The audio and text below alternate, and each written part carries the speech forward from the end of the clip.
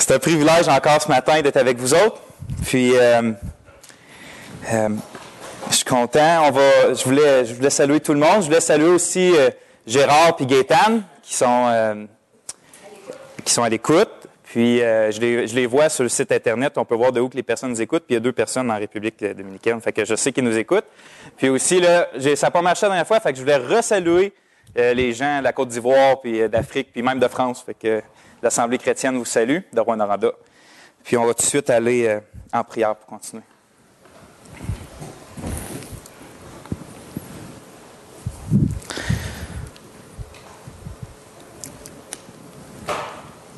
Merci Seigneur pour le temps qu'on peut avoir ensemble.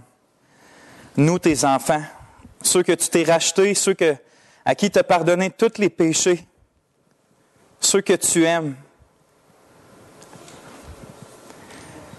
Ta parole, Seigneur, c'est la vérité, puis elle est tout le temps exacte, tout le temps pure, tout le temps vraie. Seigneur, c'est quand même épeurant de partager ta parole. À cause de ta grandeur, mais aussi, Seigneur, en même temps, ta grandeur, c'est ce qui nous donne de l'espoir que, justement, tu es assez grand pour aider des personnes faibles comme nous. Puis dans ce cas-là, Seigneur, je veux te prier pour d'être notre soutien ce matin, d'être mon soutien aussi pour que je puisse, d'une façon claire, seulement montrer ce que ta Bible dit. Mon frère priait ce matin, Seigneur, que ce soit simplement tes paroles qui sortent de ma bouche. Combien j'aimerais que ce soit ça. Mais Seigneur, je te prie de pallier à mes faiblesses et à mes erreurs. Seigneur, je te prie que ta parole touche nos cœurs aujourd'hui, que ton esprit touche nos cœurs, qu'on parte d'ici avec un sentiment de Dieu dans nos cœurs. Changez, Seigneur, pour la plus grande gloire de ton nom, en Jésus. Amen. C'est le 2e message aujourd'hui qu'on a commencé la semaine passée, c'est-à-dire dans notre série de connaître Dieu. On a vu la semaine dernière que Dieu est esprit.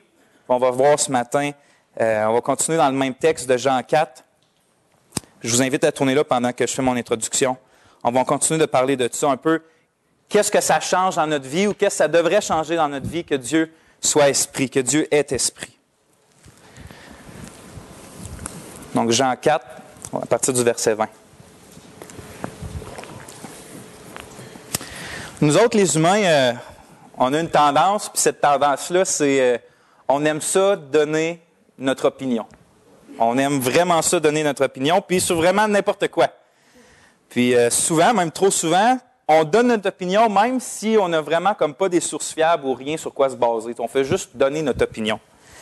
Puis c'est rare que ça nous empêche de la donner quand on n'a pas, tu sais, comme on n'a pas été checker les sources, on n'a pas checké si l'information était fiable. Ça nous empêche pas souvent de la donner pareil. Puis même si des fois notre opinion est assez forte, là, forte, mais pas basée ou pas fondée. Puis cette tendance-là à dire ce qu'on pense avec conviction, même si on n'est pas basé sur grand-chose, ça n'a malheureusement pas épargné les chrétiens, les enfants de Dieu. Je dis malheureusement parce que, par exemple, s'il y a quelqu'un qui donne son opinion sur la qualité de la nourriture dans les prisons, puis qui ne s'est pas vraiment bien informé, puis il fait juste donner son opinion là-dessus, ça ne change pas grand-chose dans la vie de personne. Tu sais. Mais quand ceux qui professent d'être chrétiens commencent à dire un peu l'opinion sur tous les sujets de la foi, ben là, ça peut faire du dommage, ça peut être très néfaste dans la vie des personnes. Ça peut, par exemple, changer la façon qu'un jeune homme va approcher, comment il agit, lui, dans sa vie avant de se marier, là, comme avec une épouse potentielle. Comment il agit, ça peut changer ça. Quelqu'un qui arrive et il donne son opinion. Ça peut aussi changer comment un adolescent ou un jeune homme ou une jeune femme va gérer son argent pour le royaume de Dieu parce qu'il va avoir lu un livre qui traite comment gérer son argent puis que le gars, finalement, va juste avoir donné ses opinions personnelles, même si il est assez convaincu. Ça peut aussi changer, par exemple, imaginez 2 parents qui élèvent des enfants puis qui ont un couple d'amis qui, eux autres aussi, élèvent des enfants, mais eux, ils ont vraiment une forte conviction sur comment on doit discipliner nos enfants. C'est une forte opinion qu'il y a dans leur cœur, mais ça peut venir jusqu'à nous influencer de comment nous, on va discipliner nos enfants. Donc, ça peut vraiment changer beaucoup de choses. Puis j'ai mis l'emphase sur le mot « opinion » parce que je voulais faire un contraste avec ce qui devrait être vraiment notre vrai guide. Par exemple, quand on lit un livre, on devrait plutôt se poser, est-ce que l'auteur du livre que je suis en train de lire est simplement en train d'affirmer son opinion personnelle, même avec grande conviction, ou il est en train de faire un exposé des Saintes Écritures pour savoir qu'est-ce que Dieu pense à ce sujet-là, puis pas ce qu'un homme pense à propos d'un sujet. Puis pourquoi je mentionne tout ça aujourd'hui à propos des opinions puis tout ça, c'est à cause que aujourd'hui, on va parler d'un sujet qui est vraiment, vraiment important, qui est le sujet de l'adoration. Puis s'il y a un sujet aujourd'hui dans notre monde contemporain, que le monde a des opinions complètement différentes, puis contradictoires, puis des fortes opinions, c'est bien à propos de ça, de l'adoration qu'on doit rendre à Dieu.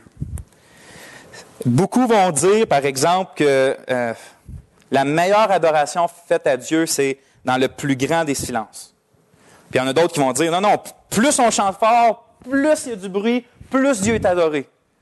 Il y en a d'autres qui vont dire qu'il faut pas avoir d'instruments pour qu'il y ait une vraie adoration. Puis d'autres vont dire qu'il faut absolument des instruments pour que Dieu soit adoré.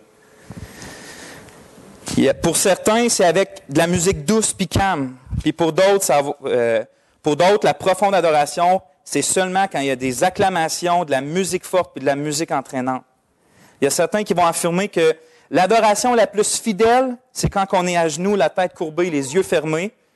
Puis il y en a d'autres qui vont dire non, c'est quand on danse puis qu'on a les mains dans les airs puis qu'on tape des mains.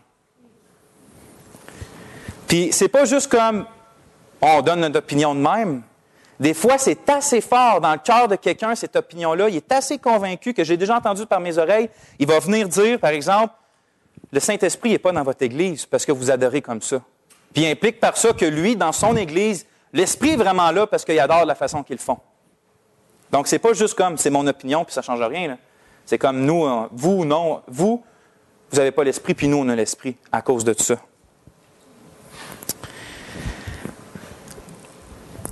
Je me disais, en méditant tout ça, c'est qui a raison dans cette gang-là d'opinions, dans cette mer-là d'opinions différentes? Qui a raison? C'est comme la femme samaritaine dans notre texte qu'on va lire et qu'on a lu la semaine passée qui a dit à Jésus, est-ce que c'est sur la montagne Garizim ou c'est dans le temple à Jérusalem qu'il faut adorer? Là ou là? Les Juifs disent là, les Samaritains disent là. C'est où qu'on doit adorer Dieu? C'est où qu'on doit adorer Dieu? Puis la réponse que le Seigneur Jésus va donner à cette femme-là est vraiment importante et cruciale parce que je crois vraiment que ce qu'il est en train de faire en lui parlant, c'est qu'il nous montre par sa réponse qu'est-ce qui est vraiment essentiel à l'adoration puis qu'est-ce qui n'est pas du tout essentiel à l'adoration. Il va nous montrer c'est quoi la nature même ou l'essence même de l'adoration que Dieu veut, de la vraie adoration. Fait qu'on va lire notre texte, c'est dans Jean 4 au verset 20 à 24. Jean 4, les versets 20 à 24.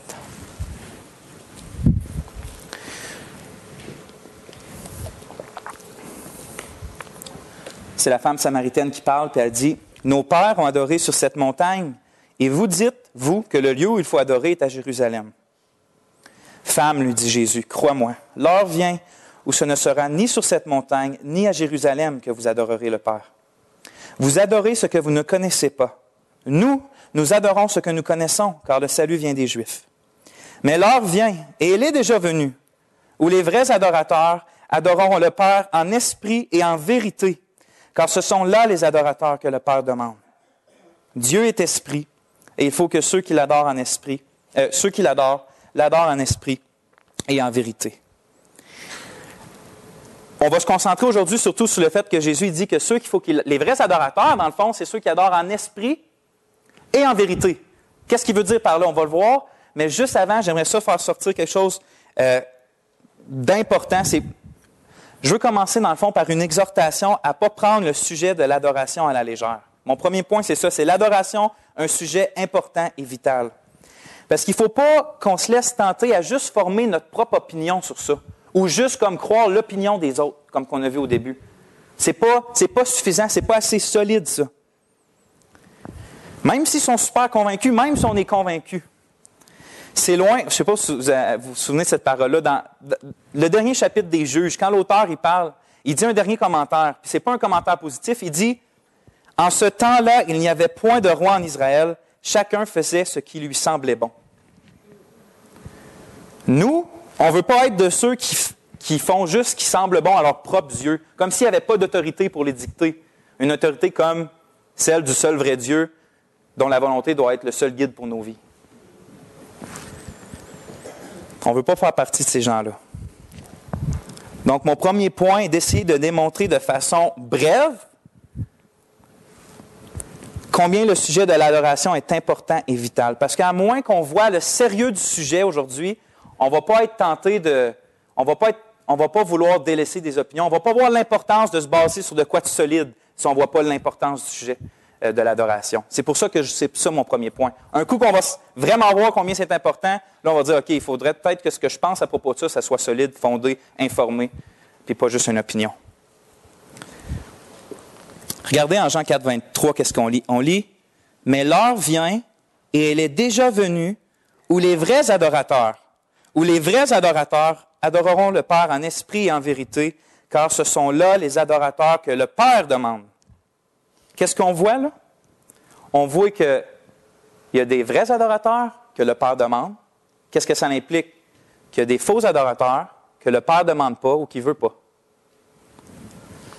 Puis il ne faut pas se surprendre comme si Jésus apportait de quoi de nouveau, comme du fait qu'il y a des faux puis des vrais adorateurs. De la Genèse à l'Apocalypse, on voit ça constamment. S'il y a une chose qu'on ne peut pas ne pas remarquer quand on lit la Bible, c'est qu'il y a tout le temps eu juste fondamentalement deux sortes d'adorateurs. Ceux qui adorent Dieu, puis ceux qui adorent n'importe quoi ou n'importe qui d'autre que Dieu. C'est les deux seuls groupes qu'on a de la Genèse à l'Apocalypse. Il y a ceux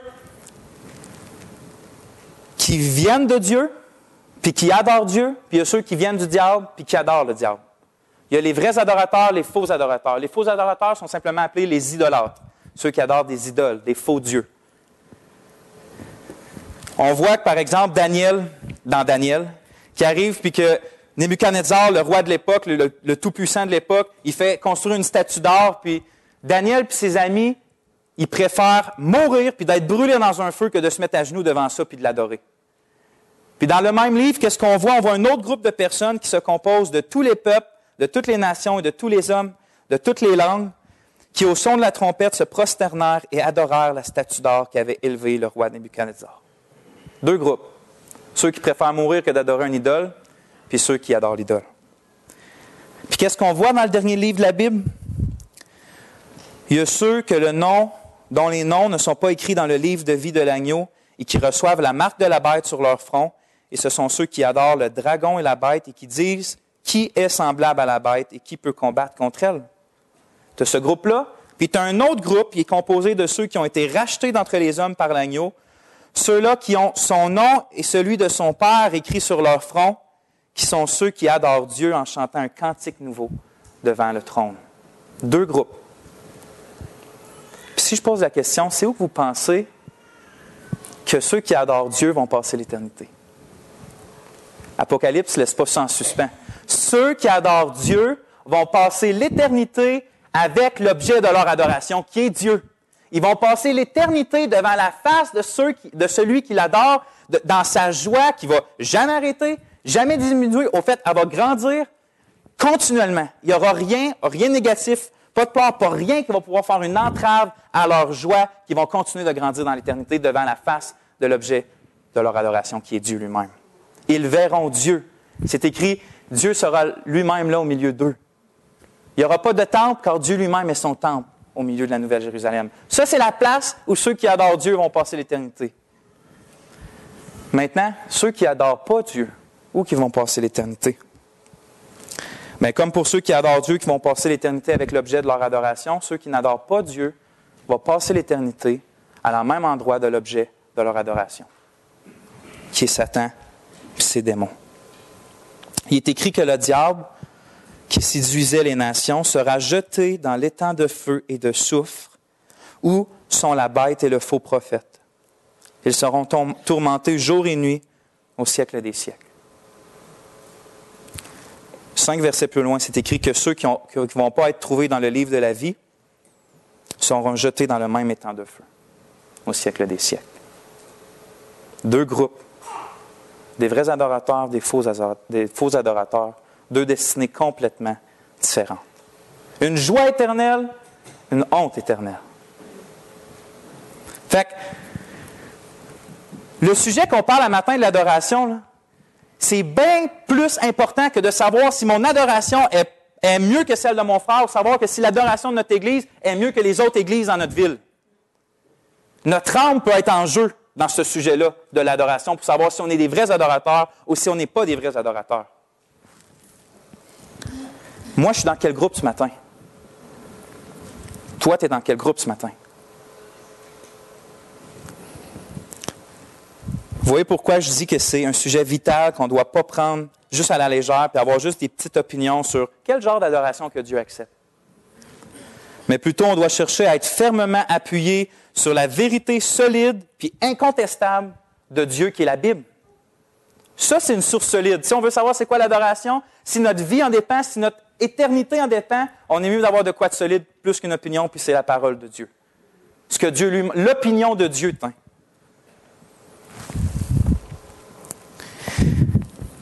Je pensais à ça, mais je sais qu'il y a une autre raison pourquoi je trouve important ça, pas plus, mais une autre raison, c'est que je sais que ceux qui sont véritablement enfants de Dieu ce matin, justement parce que vous connaissez la joie d'être appelés enfants de Dieu, vous voulez savoir c'est quoi l'adoration que Dieu veut, parce que on est comme des enfants qui cherchent juste avec joie à plaire à son Père. Fait qu'on veut savoir, dans le fond, quel genre d'adoration que t'aimes, papa. Noam, il est aux anges quand il trouve de quoi qui me rend content. C'est ça, les enfants de Dieu. C'est pas parce qu'ils veulent gagner leur salut, mais parce qu'ils ont été sauvés maintenant, ils connaissent leur Père céleste, comment il est bon et miséricordieux. Ils disent, OK, moi je veux savoir comment ce Dieu-là veut être adoré. Donc maintenant, je déduis qu'on est convaincu que l'adoration n'est pas un sujet à prendre à la légère, puis on va se tourner vers la source fiable qui sont les paroles de notre Seigneur, puis on va savoir c'est quoi la vraie adoration. Dans notre texte, mon premier point, c'est adorer Dieu en esprit. On va lire les versets 23 et 24 encore.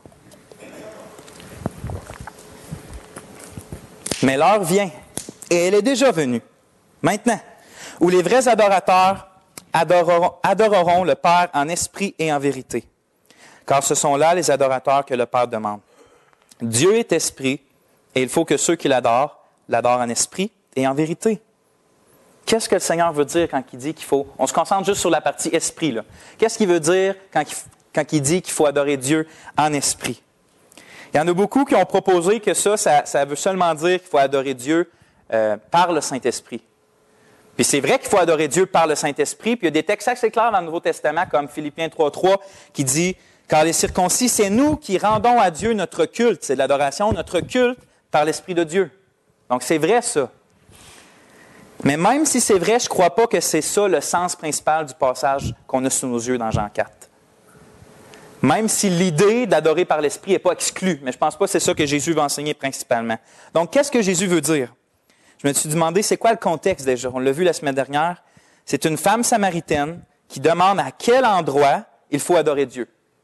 La montagne à Samarie qui s'appelle Garizim ou le temple à Jérusalem? 2 lieux physiques, comme qu'on a vu la dernière fois, 2 lieux matériels, 2 lieux limités géographiquement. 2 lieux physiques. Puis qu'est-ce que Jésus va lui répondre? Comme qu'on a vu, c'est pas à Jérusalem, c'est pas sur la montagne. Pourquoi? Parce que Dieu est esprit, puis il faut que ceux qui l'adorent en esprit. Fait que le fait d'adorer en esprit est lié avec le fait que Dieu est esprit. Donc, si on veut comprendre qu'est-ce que Jésus veut dire par « il faut adorer en esprit », il faut comprendre qu'est-ce qu'il veut dire par « Dieu est esprit ». C'est ça qu'on a vu la semaine dernière, c'est ça qu'on a médité. On a médité que la vérité que Dieu est esprit veut dire que tout son être est entièrement spirituel. Dieu est immatériel, il ne possède pas de corps. Il est invisible. Il n'est donc pas limité à quoi que ce soit l'espace, la matière ou le temps. Ce qui implique que Dieu est pleinement partout. Dieu est esprit. Puis cette nature spirituelle-là de Dieu doit déterminer la nature de notre adoration. Puisque Dieu est comme ça, maintenant on doit adorer comme ça. C'est comme ça que, regardez comment je comprends les paroles du Seigneur. Simplement dit, c'est comme si Jésus disait, Dieu est immatériel et invisible. Il est spirituel.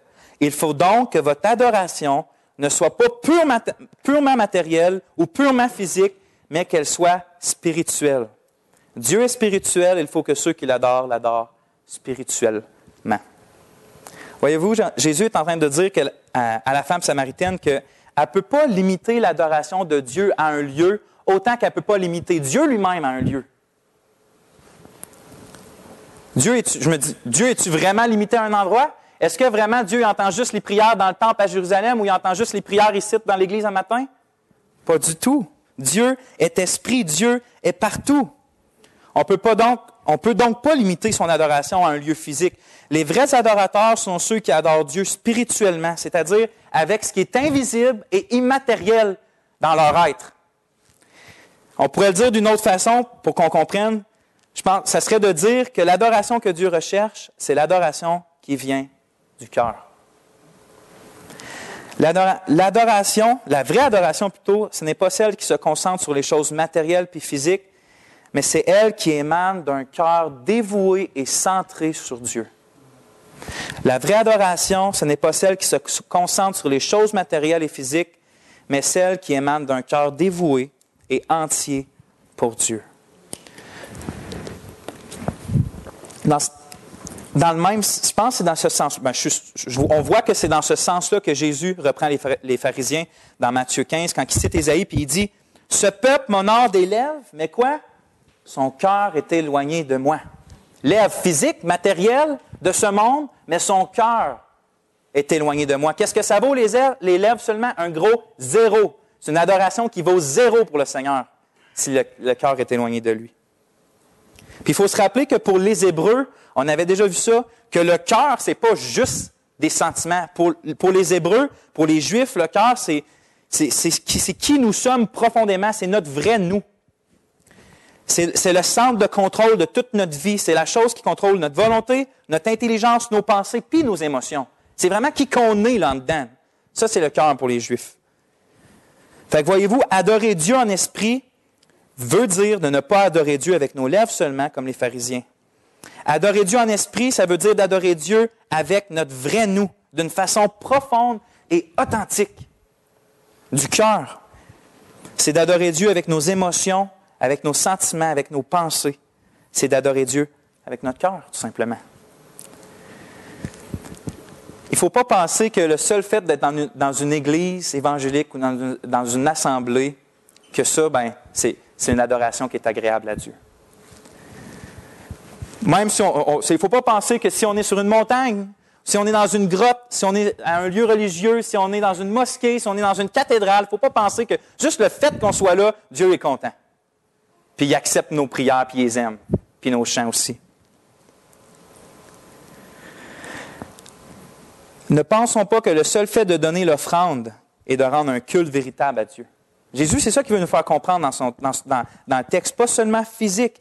Il ne faut pas penser que le seul fait d'ouvrir nos lèvres pour chanter puis prier, que c'est vraiment adorer Dieu.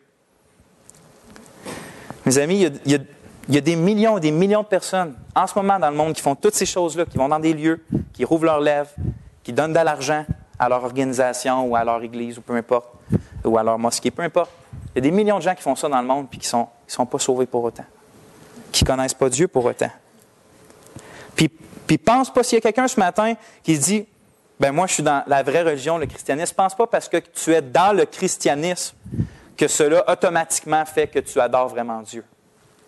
Je te le dis sincèrement, si ton christianisme à matin est purement matériel et physique, tu n'es pas un vrai adorateur, puis tu es encore perdu. Si ton christianisme, si tu as juste la coquille du christianisme, tu fais ce qui doit être fait, tu vas à l'église, tu donnes de l'argent, tu fais tout ça, mais quand dedans, il n'y a pas quelque chose dans le cœur qui émane de Dieu, la vraie vie de Dieu en toi, qui fait que tu adores Dieu véritablement, ton christianisme ne vaut rien. Le christianisme en tant que tel, ça ne sauve personne. C'est Dieu qui sauve, puis c'est en allant à lui, puis en l'adorant lui. Le seul vrai Dieu. Dieu veut l'authenticité d'un cœur qui l'aime vraiment et non pas une sorte de religion extérieure puis sans vie. Est-ce que l'Esprit Saint, depuis que je parle tantôt, est en train de convaincre le cœur de quelqu'un ce matin que jusqu'à ce moment-là, il n'a pas adoré Dieu en esprit ou de façon spirituelle, avec profondeur, avec authenticité, mais qui a seulement pratiqué une sorte de religion extérieure, peut-être même un culte imposé ou naturellement imposé par les parents? Est-ce que c'est une hiérarchie dans la famille ou je ne sais pas, quelque sorte? ça, si c'est seulement ça, ça déplaît grandement à Dieu. Mais sache qu'il est quand même prêt à te pardonner avec grâce. Si tu confesses ce cœur-là hypocrite, puis que tu te détournes de cette façade-là de fausse religion, que tu places ta confiance dans le Seigneur Jésus pour le pardon des péchés, puis que tu le supplies de te donner un cœur sincère pour l'adorer. Il va te pardonner, il va te donner ce cœur-là sincère, il va te donner son Saint-Esprit avec lequel tu vas vraiment devenir un vrai adorateur. Il ne faut pas comme juste « Ah, j'adore pas vraiment, fait que je suis maudit puis je m'en vais. » Non, non. Si le Saint-Esprit est en train de convaincre un cœur ce matin, c'est à cause qu'il veut l'attirer à lui, puis il veut qu'on se repente puis qu'on croie pour être sauvé. Pour avoir le pardon gratuit des péchés. Sans aucune œuvre, mais par la foi seule. Mais même pour ceux d'entre nous qui appartiennent déjà au Seigneur, mettons, OK, ça c'est fait, le Seigneur nous a sauvés, on est ses enfants, notre salut est sécure, mais même pour nous, il ne faut pas penser que juste à cause de ça, qu'on arrive ici, puis tout ce qu'on fait un matin, ça plaît automatiquement à Dieu parce qu'on est ses vrais enfants. On est venu ce matin pour adorer Dieu, OK, avec des chants, avec des prières. J'avais écrit le repas du Seigneur parce que je pensais que c'est ça qu'on faisait le matin, mais je m'étais trompé. Mais des fois, avec le repas du Seigneur, avec l'offrande, l'argent qu'on donne, avec la proclamation de la parole de Dieu. Mes frères et sœurs, on est venu faire tout ça ce matin, mais est-ce qu'on est venu avec notre cœur? Est-ce qu'on fait ces choses-là avec notre cœur? Ou on vient seulement ce matin juste parce qu'on est habitué de venir ici le dimanche matin? Ou parce que ça, ou plutôt, on vient ici parce que nos cœurs sont remplis d'une reconnaissance joyeuse puis d'un profond désir de louer et de connaître notre Seigneur. Puis comprenez-moi bien, je ne suis pas en train de dire que le seul sentiment valable pour une vraie adoration, c'est une joie éclatante. Pas du tout. Le cœur brisé, le découragement confiant, la repentance profonde, la louange respectueuse sont d'autant agréables à Dieu que la joie la plus éclatante. Parce que ça vient du cœur. Donc, quand on chante puis qu'on prie, quand on prend le pain puis le vin, quand on donne de l'argent, quand on écoute la parole, est-ce que ça vient de nos cœurs ou que ça vient seulement de nos têtes? L'adoration spirituelle est si importante, je vais juste encore montrer pourquoi c'est important pour Dieu, que c'est tellement important que ça vienne du cœur qui nous commande de régler des choses qui n'est pas réglées dans nos cœurs avant de venir lui rendre un culte en public. Je ne sais pas si vous savez à quoi que je fais référence, mais dans le Sermon sur la montagne, Jésus dit que si tu présentes ton offrande à l'autel, qui est une forme d'adoration dans l'Ancienne Alliance, si tu présentes ton offrande à l'autel et que là, tu te souviennes que ton frère a quelque chose contre toi, laisse-là ton offrande devant l'autel et va te réconcilier avec ton frère, puis viens présenter ton offrande. Voyez-vous, Dieu veut l'authenticité. Il dit, c'est comme si on pourrait dire, il dit, non, pense pas venir ici un matin adorer mon pardon quand toi et ton ami, vous vous êtes chicanés puis que c'est pas réglé. Va d'abord régler ça avec ton frère et ta sœur, puis ensuite tu vas venir me louer. Dieu veut pas de l'hypocrisie. Il veut pas des choses qui restent dans le cœur. Il veut qu'on l'adore totalement, entièrement, avec authenticité. Il veut notre cœur. Puis c'est pas juste dans le domaine de l'adoration publique comme à l'Église qu'on voit ça dans le Nouveau Testament. Dans 1 Pierre 3,7, l'apôtre exhorte les maris à bien agir avec leurs femmes puis de les honorer. Il est écrit afin que rien ne vienne faire obstacle à leur prière. C'est incroyable, pensez-y. Peut-être que la raison pourquoi il y a certaines personnes qui retirent si peu de leur prière faite tout seul à la maison puis de leur lecture de la parole, c'est peut-être pas tant qu'ils ne comprennent pas quelque chose avec leur tête. C'est peut-être justement à cause qu'ils ne traitent pas bien ou ne respectent pas bien leur époux. Puis à cause de ça, Dieu qui ne veut pas un faux cœur, il veut un cœur entier, bien, il ne va pas se manifester pendant la lecture de la parole, puis il ne va pas se faire voir, parce que Dieu veut notre cœur.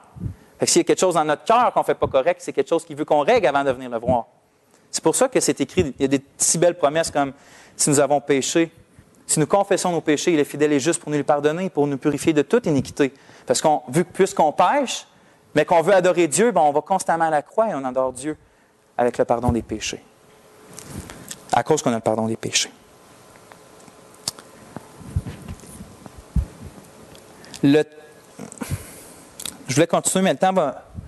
Je regarde le temps, puis ça va... Je voudrais en parler plus sur l'adoration en esprit, mais je vais arrêter là parce que je voudrais vraiment parler de l'adoration en vérité. Mais juste avant, j'aimerais quand même qu'on tire 2 implications importantes de ce qui vient d'être dit depuis le début sur l'adoration en esprit ou l'adoration spirituelle. La première, c'est ça. Que ce n'est pas la forme extérieure de l'adoration qui est essentielle. Je dis essentielle parce que c'est important, la forme de nos cultes et la forme de nos prières, mais ce n'est pas essentiel. Qu'est-ce qui est essentiel? C'est la condition de notre cœur. C'est où que notre cœur regarde. C'est dans quel état que notre cœur est, puis de quoi qu'il est rempli. Donc, il faut arrêter d'avoir comme des opinions enfantines, puis immatures sur genre, si nos frères y adorent vraiment ou pas vraiment, parce qu'ils font ça ou ça ou ça. Est-ce qu'on pense vraiment que Dieu, là, quand il regarde notre adoration, là, ce qui compte le plus pour lui, c'est si les mains sont sur nos cuisses ou si les mains sont dans les airs? Que si on a les yeux fermés ou si on a les yeux ouverts? Que si comme on saute, puis si on saute, on tape des mains, ou si on est à genoux puis qu'on ne bouge pas? On pense-tu vraiment que ce qui est le plus important pour Dieu, c'est si on crie ou si on est dans le silence? S'il y a des instruments, de la guitare, de la basse, ou s'il n'y en a pas pantoute? Si on chante des chants plutôt traditionnels ou si on chante des chants plutôt contemporains, c'est-à-dire d'actualité aujourd'hui, des nouveaux groupes? Est-ce que c'est vraiment ça que quand Dieu cherche des adorateurs, il regarde ces gens-là qui sont à genoux, ou il regarde ces gens-là qui tapent des mains, ou il regarde ces gens-là qui ont les yeux fermés? C'est-tu vraiment ça qui est essentiel à une vraie adoration? Dieu est esprit, et il faut que ceux qui l'adorent en esprit. Puis je vous dis qu'en vérité, s'il y a quelqu'un qui peut être assis sur une chaise en arrière, puis pas bouger pendant un cantique, les yeux fermés, puis rendre une adoration bien plus authentique que celui qui est en avant, qui saute puis qui tape des mains. Mais en même temps, c'est pas à cause que quelqu'un saute puis tape des mains, il faut faire attention que son adoration, c'est une façade. Elle peut être autant authentique. C'est pas la forme extérieure qui est essentielle. Donc, il faudrait écouter les paroles de Paul quand il dit « Ne jugeons point, non, jugeons-nous nous-mêmes et on ne va pas être jugés. » Jugeons notre propre cœur quand on adore, si quand on se met à genoux, c'est pour plaire aux hommes, ou si quand on... Peu importe, ou si quand on tape des mains, c'est à cause qu'on aime bien la musique.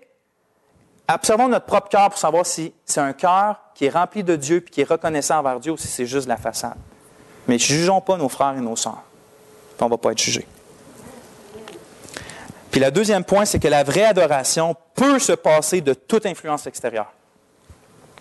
Puisque les vrais adorateurs sont ceux qui adorent en esprit, même s'ils n'ont aucune influence extérieure qui les stimule, ils seront en mesure d'offrir à Dieu une adoration authentique.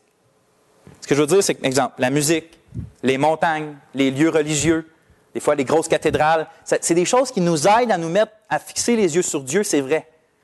Parce que l'ambiance est prône à ça. Mais ça peut être un piège en même temps. Un piège dans ce sens-là, c'est que ça peut nous faire croire ou nous faire sentir que Dieu est présent ou que notre adoration est sincère juste à cause qu'on est dans une ambiance spécifique. Si vous n'êtes pas capable d'adorer Dieu sans musique, par exemple, bien, examinez votre cœur. Parce que le vrai adorateur a tellement une grande vision de la majesté de Dieu dans son cœur que même s'il est en prison comme l'apôtre Paul ou même s'il est en train de se faire brûler sur un pic de bois comme Jean Hus, même si la seule ambiance qui règne autour de lui, c'est les ténèbres et la douleur, il va être capable d'offrir une vraie adoration à Dieu puis d'y chanter de tout son cœur. Même s'il n'y a aucune source extérieure qui vient stimuler ça. Parce que la vraie adoration est faite spirituellement. Donc, si on n'est pas capable d'adorer sans musique ou sans beat ou sans peu importe, il faut observer notre cœur. Parce que la vraie adorateur se passe... Pas que c'est mauvais d'adorer avec la musique, mais si le cas arrive et qu'il n'y a pas de musique, il va être capable d'offrir une adoration spirituelle à Dieu. Parce que c'est dangereux, la chair. Vous avez déjà été dans le monde, vous savez, on peut écouter un bon beat dans le monde puis se sentir emporté, puis comme s'il y avait une grande présence surnaturelle qui est dans l'entour de nous. Je veux dire, la chair est capable de nous faire sentir toutes sortes de choses. C'est pas à cause qu'on est dans une place, dans un show, mettons, dit chrétien, puis que là, tout le monde est dedans, puis qu'il y a du beat, puis Dieu est là. C'est pas nécessairement. Pas nécessairement. Hein? C'est quand il dit que l'esprit était dans le murmure. Oui, dans le murmure. Oui, je comprends. Ouais. Apprenons à discerner notre chair et ce qui est vraiment spirituel, c'est notre adoration. Il faut être des observateurs de nos propres cœurs. Il faut constamment en train d'observer, de voir si ce qu'on fait, c'est charnel ou si c'est vraiment à cause qu'on est reconnaissant envers Dieu. Ensuite de là, la forme prendra la sorte de forme qu'elle veut au moment désiré.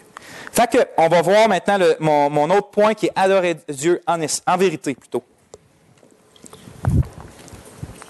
Jésus, il n'a pas dit seulement qu'il faut adorer Dieu en esprit, mais il rajoute qu'il faut l'adorer en vérité. On va relire Jean 4, 24. Dieu est esprit et il faut que ceux qui l'adorent l'adorent en esprit et en vérité. Puis là, il y a deux façons possibles de comprendre ce qu'il veut dire par les mots « en vérité ». La première, c'est de dire que notre adoration doit être vraie, sincère puis authentique. Personnellement, je ne crois pas que c'est là le sens des paroles de Jésus pour deux raisons. La première, c'est qu'on a vu que l'expression « en esprit » implique la sincérité, l'authenticité. Puis fait que Jésus ferait juste comme dire une autre parole sans rien ajouter de plus, si ça voudrait dire vraiment d'être authentique. Puis la deuxième raison, c'est que l'autre interprétation que je vais vous dire correspond davantage au contexte immédiat de Jean 4, de Jésus avec la Samaritaine, de son discours, puis aussi le contexte plus large de l'Évangile de Jean au complet. Donc, dans le contexte immédiat, on se souvient que Jésus dit un reproche à la femme samaritaine en disant ça, en gros, que il disait plutôt un reproche sur les Samaritains en général, qu'eux autres, ils ne connaissaient pas Dieu. Il leur dit, au verset 22, « Vous adorez ce que vous ne connaissez pas. » Puis nous, on adore ce qu'on connaît. Donc, vous adorez ce que vous ne connaissez pas. Puis en effet, comme on a vu la dernière fois, les Samaritains, ils prenaient les 5 livres de l'Ancien Testament, qui est le Pentateuque, les 5 premiers livres, je veux dire, puis ils rejetaient tout le reste. Tout le reste, pour eux autres, c'était pas inspiré de Dieu, puis ils ne le lisaient pas. Donc, comment ils pouvaient connaître Dieu s'ils rejetaient la majeure partie de sa parole, dans laquelle Dieu se fait connaître? Puis comment ils pourraient adorer un Dieu qu'ils ne connaissent pas? C'est pourquoi je crois qu'on pourrait comprendre les paroles de Jésus dans ce sens-là. Il nous faut adorer Dieu non seulement d'une façon spirituelle, émotionnelle et authentique, mais aussi selon la vérité. Puis c'est crucial, surtout à notre époque, où la pensée prédominante là, qu'on entend, c'est que chacun fait ce qui semble bon à ses propres yeux, comme dans le temps des juges. Chacun fait ce qui est bon. Comment lui, mettons, ça c'est bon pour lui, bien, c'est correct, puis si ça c'est bon pour toi, bien, c'est correct pour toi, mais that's it. On ne s'ostine pas. Puis voyez-vous, est-ce que d'offrir à Dieu une louange puis une prière de tout notre cœur est automatiquement agréable? Parce qu'on a vu qu'il fallait le faire de tout notre cœur, mais est-ce que c'est automatiquement, ça lui est agréable? Puis je crains que beaucoup répondraient oui dans nos assemblées. Puis c'est pour ça que, tristement, je trouve qu'on voit comment que la pensée du monde peut nous influencer. On entend constamment ces choses-là dans les milieux chrétiens. Tant que tu es sincère, c'est correct. Si tu es sincère, c'est correct. Mais vraiment, est-ce que c'est correct? Parce que le problème avec cette pensée-là, c'est qu'on peut être sincère, oui, mais on peut être sincèrement dans l'erreur. Puis ça ne suffit pas d'adorer Dieu avec sincérité. Il faut que nos pensées sur Dieu, comment qu'on imagine Dieu, soient basées sur la vérité de qui qu'il est. Si on n'adore pas le seul vrai Dieu, selon la vérité, on adore une idole. Une idole, on pourrait dire une conception de notre propre imagination.